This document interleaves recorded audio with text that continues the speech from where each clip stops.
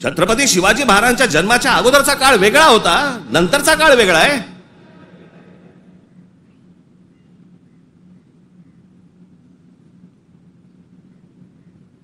मी अनेकदा माझ्या भाषणाबद्दल मी सांगितलंय, परत एकदा सांगतो, औरंगजेब विषय निघालाय म्हणून.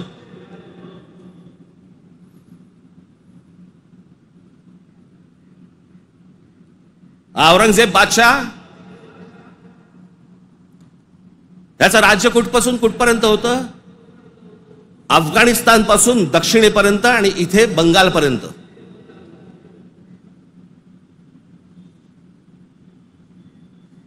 छत्रपती शिवाजी महाराज ज्यावेळेला आग्र्यावरनं निघाले, सुटले, महाराष्ट्र जेव्हा आले, त्याच्यानंतर राज्याभिषेक झाला 74 साली आणि 1680 साली महाराजांचा मृत्यू झाला, निधन झालं त्यांचं.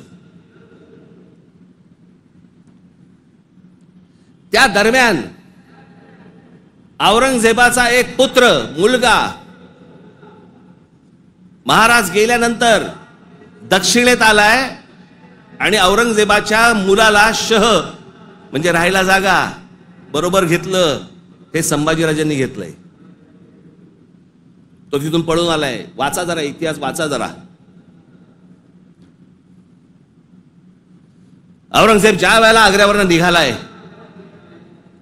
महाराज गेले 1680 साली आणि औरंगजेब महाराष्ट्रामध्ये पोहोचलाय 1681 साली. 1681 ते 1707, 27 वर्ष तो महाराष्ट्रात लढत होता.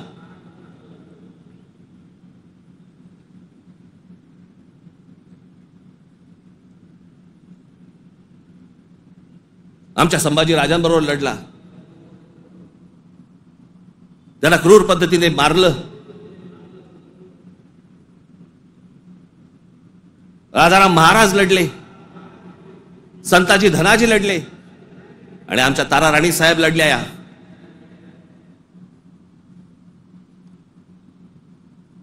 एक महाराष्ट्राचे खूप मोठे लेखक होऊन गेले, नरहर कुरुंदकर. त्या कुरुंदकरांच्या एका पुस्तकामध्ये फार अप्रतिम वाक्य आहे की मराठे सर्व लढाया हरत होते, पण औरंगजेब एकही लढाई जिंकू शकत नव्हता.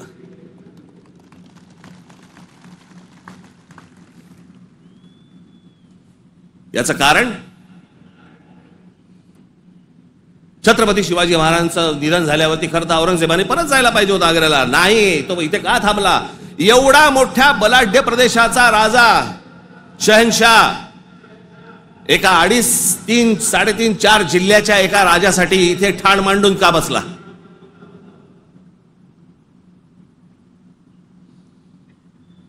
त्याला माहिती होतं छत्रपती शिवाजी महाराजांचं निधन झालंय, मग का ठाण मांडून बसला होता?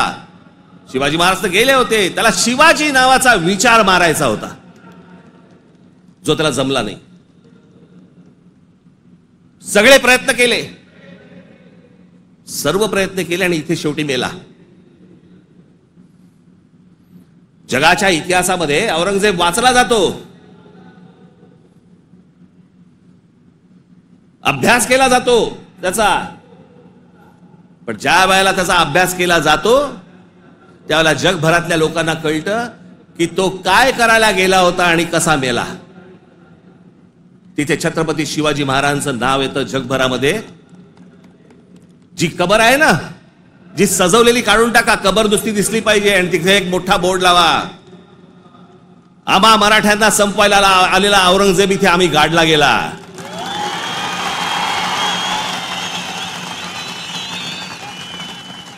हा आमचा इतिहास.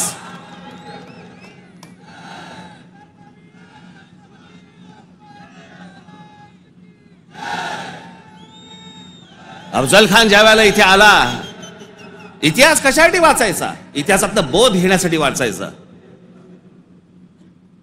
अफजल खान जेव्हा इथे आला त्यावेळेला प्रतापगडावरती मारला गेला खाली, तिथेच त्याची खाली कबर खोदली गेली, तिथेच त्याला पुरला. मराठीत एक फार अप्रतिम जो शब्द आहे ना, पुरून उरीन, तो आहे. तुला पुरीन आणि उरीन. तो जो पुरला त्याला तिकडे अफजल खानाला, तो शिवाजी महाराजांच्या होकाराशिवाय पुरला नसेल. त्याची कबर जी केली आहे ती महाराजांना विचारल्याशिवाय केली नसेल. महाराजांनी सांगितलं असेल निश्चित करा.